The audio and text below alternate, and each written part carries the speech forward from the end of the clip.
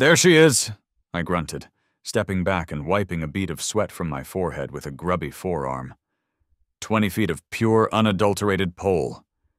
Sarah, my partner in crime and life, watched from the relative coolness of the porch, sipping iced tea. She raised a skeptical eyebrow. You spent 3 weekends digging that hole, battling rocks that probably predate civilization, and muttering curses that would make a sailor blush. For a pole. Hey, I protested, puffing my chest out slightly. It's not just a pole, Sarah. It's a statement, a testament to stuff. Plus, I added, lowering my voice conspiratorially, I got it on serious sale down at Pole Depot. Practically stole it. She just shook her head, a small smile playing on her lips. Whatever you say, Captain Ahab. Just don't come crying to me when the HOA sends their white whale after you. Pfft, I scoffed, waving a dismissive hand. It's a flagpole. Perfectly normal. All American, even. What are they gonna complain about? Oh, the naivety. The sweet, innocent ignorance of my past self. I grabbed the crisp new flag Old Glory herself from its packaging, fumbled slightly with the clips, my fingers thick and clumsy from manual labor. Then, with a sense of ceremony that felt slightly ridiculous, but also deeply satisfying, I began to raise it. Smoothly, hand over hand, the rope gliding through the pulley. The flag unfurled, catching the afternoon breeze, snapping smartly against the clear blue sky. I stood back, hands on my hips, a surge of simple, uncomplicated pride welling up. It looked good. Right. Like it belonged there. A silent sentinel guarding my patch of suburbia. My little castle. See? I said to Sarah, maybe a little too loudly. Majestic, right? That's when the universe, apparently having met its quota for my uncomplicated happiness for the day, decided to intervene. In the form of Mr. Henderson. He didn't walk over. He didn't stroll. He materialized at the edge of my lawn, like a well-ironed ghost, clipboard clutched in his hand like a shield against fun. Arthur Henderson. Retired accountant, reigning president of the Lakewood Estates Homeowners Association, and possessor of a soul that probably ran on spreadsheets and quiet disapproval. Leo, afternoon. His voice was tight, clipped, like he was reading from a memo confirming my impending doom. Mr. Henderson, I managed, trying to keep the pride in my voice and plaster on a neighborly smile. Just finished the new edition. What do you think? I gestured towards the flagpole with a flourish. Henderson's eyes, small and sharp behind his wire-rimmed glasses, didn't look at me. They narrowed, fixing on the pole with laser-like intensity. Addition, he repeated, the word tasting like vinegar in his mouth. Bit tall, isn't it, for this neighborhood? I felt a prickle of annoyance. It's a standard 20-footer, Henderson. Perfectly legal residential height. He made a show of consulting his ever-present clipboard, though I doubted flagpoles featured heavily in its contents. We have guidelines, Leo, he intoned gravely, about structures, visual harmony. Some find these things. His gaze flickered towards the gently waving flag. Distracting. Especially the flapping. The flapping? He was preemptively complaining about the sound of the flag? Well, it's up now, I said, trying to keep my tone light but firm. Adds a bit of patriotic flair, don't you think? Henderson just pursed his lips. We'll have to review the bylaws, he muttered, already turning away. There are procedures. Standards must be maintained. He retreated back towards his own obsessively manicured lawn, leaving a faint chill of bureaucratic dread in his wake. Sarah walked down the porch steps, shaking her head. White whale, Leo, told you. It's just Henderson being Henderson, I grumbled, watching the flag ripple proudly. He can review all he wants. It's just a flagpole. Famous last words. A few days later, the official salvo arrived. A crisp white envelope, bearing the Lakewood Estates HOA logo, nestled ominously amongst the junk mail. Inside, a letter typed with chilling precision. Subject: Unauthorized structure and noise nuisance. Lot 47. Lot 47 being my humble abode. I scanned it quickly, then read snippets aloud to Sarah, my voice taking on a mocking, officious tone. Perceived excessive height potentially impacting neighborly viewsheds. Of what? Henderson's bird bath. Auditory disturbance from flag material during moderate wind conditions potentially infringing upon neighbors' right to peaceful enjoyment. Are you kidding me? I slammed the letter down on the kitchen counter. They are actually, officially complaining about the sound of the flag flapping. Sarah sighed, picking up the letter. Moderate wind conditions? That's basically any day ending in Y around here. And I did say Henderson looked twitchy when he mentioned the flapping. Twitchy? He looked like he'd swallowed a wasp. I paced the kitchen. The letter demands I remove the offending structure within 14 days or face daily fines starting at $50. $50 a day? Sarah's eyes widened. For a flagpole? Apparently, I threw my hands up. This is insane! It's my property! It's a flag! Okay, she said soothingly. Don't panic. What do the actual rules say? The CC and Rs you have stashed somewhere? Right. The covenants, conditions, and restrictions. That brick of densely packed legalese designed to slowly crush the homeowner's soul. I unearthed it from the back of the filing cabinet, blew off the dust, and settled in for an evening of pure, unadulterated torture. Page after page, bylaw after bylaw, fences, sheds, satellite dishes, paint colors, lawn maintenance schedules, the acceptable breeds of non-barking dogs. I read about things I didn't even know could be regulated. My eyes glazed over. My brain turned to mush. Anything? Sarah asked hopefully, bringing me a beer. Miles of rules about antennas, I muttered, rubbing my temples. Height restrictions on trees and decorative shrubbery. Section 7 specifically forbids raising livestock. Thank God. But flagpoles? I flipped through the pages again, scanning frantically. Nothing. Nada. Zip. Not a single specific mention of a flagpole, let alone height restrictions or noise ordinances related to waving fabric. A surge of righteous indignation filled me. It's not even against their own stupid rules. Henderson's just making it up. So what are you going to do? I declared, slamming the CC and Rs shut. I'm going to reason with the man. Reasoning with Henderson, I quickly discovered, was like trying to teach quantum physics to a garden gnome.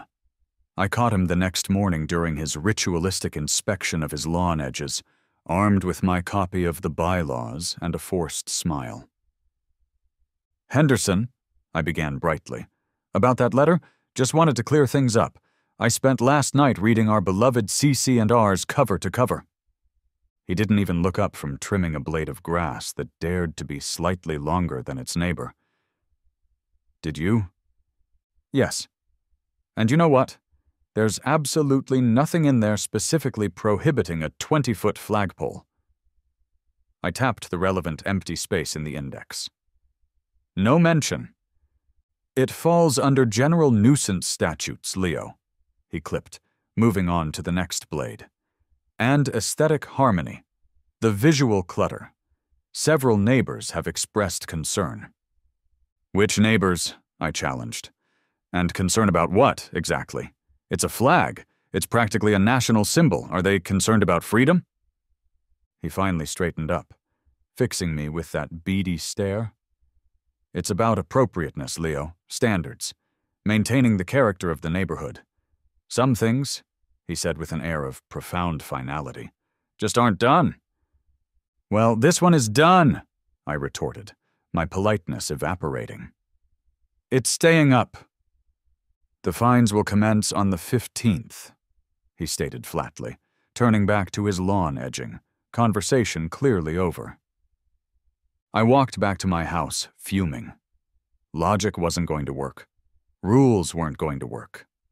Henderson and his mysterious, concerned neighbors were operating on a different plane of reality, one where a flagpole was a declaration of war against aesthetic harmony. The next week was a masterclass in passive aggression. My newspaper, usually tossed neatly onto the driveway, started landing in the azalea bushes. My recycling bin, always placed precisely curb-aligned, would be mysteriously nudged a few inches onto the lawn after the truck had gone. I'd catch neighbors, Henderson's known allies, whispering behind their hands as I walked by, their gazes flicking towards the flagpole and then quickly away. One morning I found a small, anonymous note printed in block letters on cheap paper, taped halfway up the pole. It read simply, "Eyesore." "Now they're messing with my recycling and leaving hate mail on the pole?" I ranted to Sarah that evening. "This is getting ridiculous. It's 6th grade level harassment." "Maybe," Sarah ventured cautiously. "You could just take the flag down at night, or get a slightly smaller one. You know, compromise?" "Compromise?" I almost choked on my beer. "Sarah, they complained about the sound of it flapping. They want the pole gone." Compromise sailed out the window, circled the globe, and sank in the Marianas Trench the second Henderson started talking about visual harmony. The inevitable summons to the monthly HOA meeting arrived. Held, as always, in the overly warm, potpourri-scented living room of Mildred Perkins, the board secretary. Henderson, naturally, had placed the flagpole issue prominently on the agenda. I sat there, simmering, as Henderson laid out his case, painting my flagpole as slightly less desirable than a toxic waste dump. He spoke of precedent, community integrity, and of course, the dreaded flapping. "It's a clear violation," he concluded, adjusting his glasses, "of the spirit, if not the precise letter, of our community guidelines." "Objection!" I said, maybe a little too forcefully. Everyone looked at me. "Mr. Henderson, you yourself admitted there's no specific rule against it. The spirit isn't something you can fine me for." Mildred wrung her hands. Barry, a meek fellow who always sided with Henderson, mumbled something about, "It just looks out of place." Cheryl, the only board member who seemed to possess common sense, piped up. "Technically, Henderson, Leo's right. If it's not in the bylaws." Henderson cut her off. "Then we'll vote on adding a specific flagpole restriction, effective immediately. In the meantime," he glared at me, "the nuisance complaint stands. Fines will be levied starting tomorrow." "You can't just invent a rule and apply it retroactively," I protested. "We'll see about that," Henderson sniffed. The motion to explore adding a flagpole restriction passed 3-1, with Cheryl dissenting and me fuming. I stormed out of Mildred's potpourri palace feeling utterly defeated and incandescently angry. They were just going to railroad me, make up rules as they went along, fine me into submission. All because Henderson didn't like my flagpole. I spent the next evening sitting on my porch steps, nursing a beer and glaring at the offending pole. The sun was setting, casting long shadows. A breeze picked up, and Old Glory snapped smartly in the wind. Flap, flap, snap! Across the street, Henderson was ostentatiously watering his prize-winning roses. I saw him visibly flinch at the sound of the flag. Flap, flap, snap! He looked over, shot me a dirty look, and turned his hose pointedly away. Flap, snap. Something inside me, snapped. "Oh, the flapping annoys you, does it, Henderson?" I muttered under my breath. "The pole is the nuisance? Fine. You want something to complain about? I'll give you something to complain about." I stared hard at the pole. 20 feet tall, solid aluminum. Anchored in 300 pounds of concrete I'd mixed myself, right there, in the wind. The wind!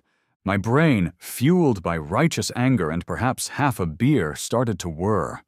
Pole, wind, structure, nuisance. An image flashed in my mind, something I'd seen on YouTube ages ago.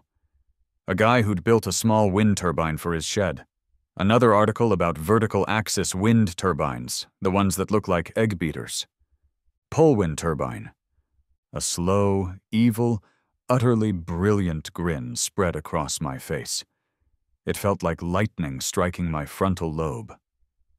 If the pole is the problem, I whispered to myself, the plan forming with beautiful, malicious clarity. What if the pole had a job? What if the nuisance wasn't a nuisance at all, but productive? I scrambled inside, nearly tripping over the welcome mat. Sarah looked up from her book, startled. "What's wrong? You look like you've seen a ghost." "Wrong?" I laughed, a slightly manic edge to my voice. "Nothing's wrong, my dear. Everything is beautifully, wonderfully wrong. Henderson hates the flagpole. He thinks the flapping is a nuisance." I leaned in, grinning like a Cheshire cat. He is going to absolutely love what it's about to become. The next few weeks transformed my garage into a chaotic symphony of engineering, improvisation, and controlled madness. Operation Turbine Time was in full swing. First came the research phase. I devoured online forums, downloaded sketchy PDF schematics, and watched hours of YouTube tutorials featuring guys in sheds building perpetual motion machines and generators out of washing machine parts. I settled on a vertical axis wind turbine, VOT design. Quieter and less visually aggressive, I reasoned, than the traditional propeller type. Plus, the helical designs looked kind of cool, in a weird sci-fi way. Then came the acquisition of parts. This wasn't an off-the-shelf kit operation. Oh no. This was bespoke spite engineering.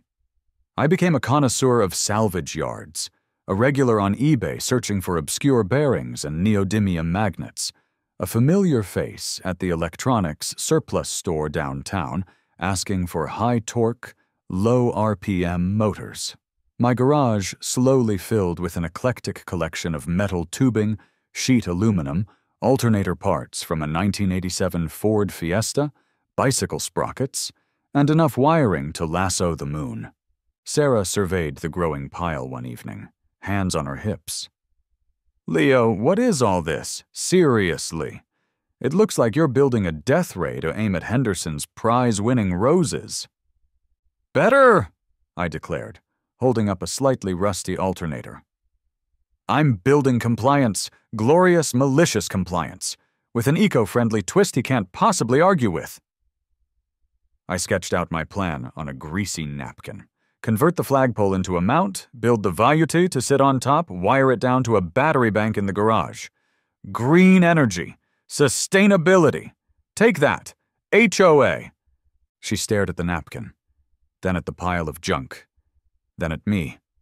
Her expression shifted from horror to disbelief, then slowly morphed into reluctant amusement. "You're completely insane," she stated. "You know that, right?" "Possibly," I conceded cheerfully. "But think of the look on Henderson's face." That thought alone fueled me through the long nights of building. There were setbacks, of course. Many setbacks. I nearly took my eye out when a piece of sheet metal sprang back unexpectedly. I wired the first rectifier backwards, producing an impressive amount of smoke, but zero electricity. I discovered that welding aluminum required skills I did not possess, leading to several blobs that looked less like joins and more like metallic tumors. My muttering escalated from quiet curses to full-blown arguments with inanimate objects. "Why won't you align, you stupid flange? No! The current flows this way, you belligerent diode!" Sarah would occasionally peek into the garage, shake her head, and leave a sandwich and a beer before retreating to safety. The trickiest part was keeping it stealthy. I did most of the noisy work during the day, when Henderson was likely out playing golf or attending some committee meeting on beige paint swatches. The assembly of the turbine itself happened in the dead of night, the garage door firmly closed, only the glow of my work light hinting at the madness within. I almost got caught once when Henderson took his poodle, Chairman Fluffernutter, for an unusually late-night constitutional and paused suspiciously near my garage, but I doused the lights and held my breath until he moved on. Finally, after weeks of toil, frustration, and minor electrical burns, it was ready. A 3-bladed helical turbine, about 4 feet tall, crafted from lightweight aluminum and salvaged motor parts. It wasn't exactly NASA-grade, but it spun freely, and the generator part seemed functional. Ish. Now came the final, most audacious step: installation day, or rather, installation night. Under the cover of a moonless sky, with Sarah acting as lookout and reluctant assistant, Operation Hoist commenced. First, the solemn, final lowering of Old Glory. I folded it carefully, feeling a pang of something, nostalgia? Or maybe just relief that the flapping nuisance phase was officially over. Then, using a precarious system of ropes, pulleys, and whispered curses, we managed to haul the turbine assembly, heavier than I'd anticipated, up to the top of the 20-foot pole. Getting it securely mounted was a nerve-wracking, wobbly affair that involved me clinging to the pole like a terrified koala, while Sarah tried to tighten bolts from below with a wrench taped to a broom handle. It wasn't elegant, but somehow we managed it. I carefully ran the wires down the side of the pole, securing them neatly with zip ties, feeding them through a small hole I'd drilled near the base and into the garage. The final connection to the charge controller and the small bank of deep-cycle batteries I'd liberated from a defunct golf cart could wait until morning. We surveyed our handiwork in the dim glow of the streetlights. The familiar flagpole now sported a strange, alien-looking appendage on top. It looked weird, definitely weird. "Well," Sarah whispered, "it's certainly a thing." "It's a statement," I corrected, grinning Pi Bay lie. "And tomorrow, Henderson gets the message." The next morning, I woke with a sense of nervous anticipation usually reserved for job interviews or dental surgery. I made coffee, my hands slightly trembling. Peeking through the blinds, I saw it. The turbine, silhouetted against the dawn sky, motionless for now. It needed wind. "Come on, Breeze," I muttered, practically vibrating with impatience. "Do your thing." As if on cue, a gentle puff stirred the leaves on the trees. Then another, stronger gust. I rushed to the garage, made the final connections to the battery bank, and flipped the switch on a small inverter connected to a single, bare light bulb hanging from the rafters. I held my breath. Outside, the turbine began to turn. Slowly at first, hesitant, like it was waking up. Then, as the breeze steadied, it picked up speed, spinning smoothly, almost silently. Just a quiet, rhythmic whoosh, whoosh, whoosh. Inside the garage, the light bulb flickered. Once. Twice. Then glowed with a steady, albeit slightly dim, yellow light. "Yes!" I hissed, pumping my fist. "It worked! It actually worked! I was harnessing the wind with a flagpole. Take that, physics. Take that, Henderson." Right on schedule. 8:15 a.m. Henderson's front door opened. He emerged, dressed in his customary pastel golf shirt, ready to retrieve his newspaper and cast a critical eye over the neighborhood. He bent down, picked up the paper, straightened up, and froze. His gaze locked onto my flagpole, his brow furrowed. He squinted, tilted his head, took a few steps onto his lawn for a better view. His brain, I could almost see it grinding gears, trying desperately to categorize the unexpected spinning thing that had appeared overnight. Confusion warred with suspicion on his face, then realization dawned, followed rapidly by outrage. His face turned a familiar shade of puce. He dropped the newspaper. He marched across his lawn, across the street, and onto my driveway, his fists clenched at his sides. He looked like a teapot about to boil over, "Leo!" he bellowed, forgetting all pretense of neighborly decorum. "What in blazes is that?" He pointed a trembling finger at the quietly spinning turbine. I sauntered out onto my porch, coffee mug in hand, adopting my most nonchalant expression. "Morning, Henderson," I called cheerfully. "Beautiful day, isn't it? Like the upgrade?" "Upgrade?" he sputtered, practically vibrating with indignation. "You've put some kind of whirling contraption on top of that pole." "Contraption?" I feigned mild offense. "Henderson, please, that's a state-of-the-art, sort of vertical axis wind turbine. VAT for short." I took a slow sip of coffee. "Green energy, you know. Doing my part for the planet, reducing my carbon footprint." I paused for effect. "Plus, it completely eliminates that noisy, flappy flag noise you were so terribly concerned about. Win-win, wouldn't you say?" Henderson stood there, momentarily speechless, his mouth opening and closing like a goldfish. I pressed my advantage, channeling my inner eco-warrior. "You can't complain about flapping now, can you?" I continued reasonably. "And surely the Lakewood Estates HOA supports sustainable living initiatives, energy independence. It's harnessing a natural resource, Henderson. Very community-minded of me, really." "Violation," he finally choked out. "Unauthorized modification, safety hazard. It'll fly off and decapitate someone." "Perfectly safe," I assured him calmly. "Balanced, securely mounted. Besides," I added, gesturing towards the offending object, "show me the specific bylaw prohibiting small residential wind turbines. I checked again last night. Still nothing." I gave him my most serene, infuriating smile. Funny how the rules cover satellite dishes and sheds, but not clean energy generation, eh? He just glared, speechless fury radiating off him in waves, before turning on his heel and stomping back to his house, defeated for the moment by the sheer audacity of it all. The next HOA meeting was, by all accounts, I strategically skipped it, pleading a prior engagement with my new turbine's output monitoring.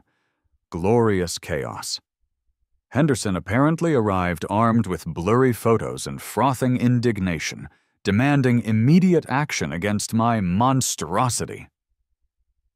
According to Cheryl, my sensible informant on the board, Henderson insisted it was a safety hazard, an aesthetic abomination, and probably attracting pigeons. Barry, his loyal acolyte, mumbled agreement. Mildred wrung her hands and worried about property values. But Cheryl calmly pointed out, once again, the inconvenient lack of any specific rule forbidding wind turbines. "We can't fine him if he hasn't broken a bylaw, Arthur," she'd apparently stated reasonably. "Maybe we need to form a subcommittee to research renewable energy device regulations?"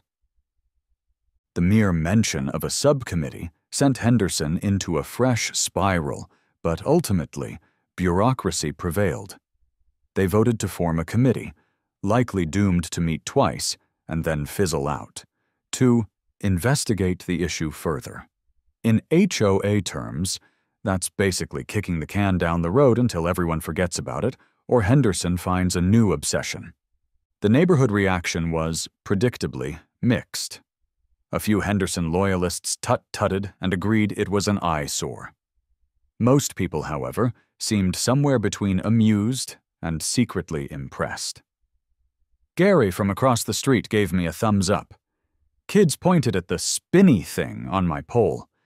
It became a local landmark, the Windmill House, a subject of curious gossip. And the turbine? It kept spinning. Not generating much power, mind you. On a good, breezy day, the light bulb in the garage glowed brightly. Sometimes it charged the battery bank enough to run my garage radio or top up my phone. It certainly wasn't taking me off the grid, but that was never the point. Months have passed. The turbine is still there, faithfully whooshing away whenever the wind blows. Henderson still glares, but his complaints have ceased. He seems to have moved on to campaigning against visible garden gnomes. The subcommittee on renewable energy devices presumably vanished into the bureaucratic ether. I'm out in the garage now, tinkering. The single light bulb overhead casts a warm, yellow glow, powered entirely by the breeze rustling outside. On the workbench, a small digital meter reads a proud, fluctuating 0.04 kilowatts. Barely enough power to justify its existence from a practical standpoint. But as I look out the window and see those blades spinning steadily against the evening sky, silhouetted atop the flagpole that started it all, I can't help but smile. "Still working, old friend," I murmur. Sarah pokes her head in. "Admiring your monument to spite again?" "Monument to malicious compliance," I correct her, grinning. "And sustainable energy. Sort of." She shakes her head, but she's smiling too. "Dinner's ready. Coming?" "Yeah, in a minute." I watch Henderson walk by on the sidewalk, pointedly looking the other way, pretending not to notice the gentle whoosh whoosh whoosh from above. 0.04 kilowatts. Maybe enough to charge my phone overnight. Totally, absolutely, undeniably worth it. Best flagpole I ever had.